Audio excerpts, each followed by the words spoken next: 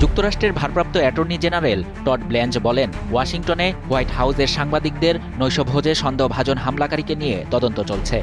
তবে প্রাথমিকভাবে প্রাপ্ত তথ্য উপাত্ত ইঙ্গিত দিচ্ছে যে তিনি মার্কিন প্রশাসনের কর্মকর্তাদের নিশানা করতে চেয়েছিলেন। সম্ভবত প্রেসিডেন্ট ডোনাল্ড ট্রাম্পও ওই তালিকায় ছিলেন। রোববার এনবিসির মিট দ্য প্রেস অনুষ্ঠানে দেয়া এক সাক্ষাৎকারে তিনি এসব কথা বলেন।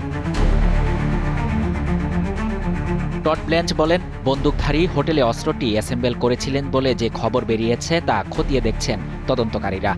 সোমবার তার বিরুদ্ধে আনুষ্ঠানিকভাবে অভিযোগ আনা হবে বলে জানিয়েছেন মার্কিন এই কর্মকর্তা। টড ব্ল্যাঞ্চ এদিন আরও কয়েকটি মার্কিন সংবাদ মাধ্যমের সঙ্গে কথা বলেন।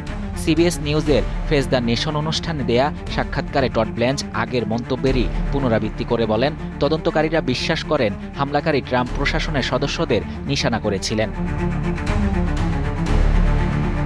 হামলাকারী তদন্তে কর্তৃপক্ষকে কোনো সহায়তা করছেন না বলেও জানান ব্ল্যাঞ্চ। সিবিএসকে তিনি আরও বলেন, তদন্তকারীরা জানতে পেরেছেন ওই ব্যক্তি ওয়াশিংটন হিলটন হোটেলে অবস্থান করছিলেন। সেখানেই অনুষ্ঠানটির আয়োজন করা হয়েছিল।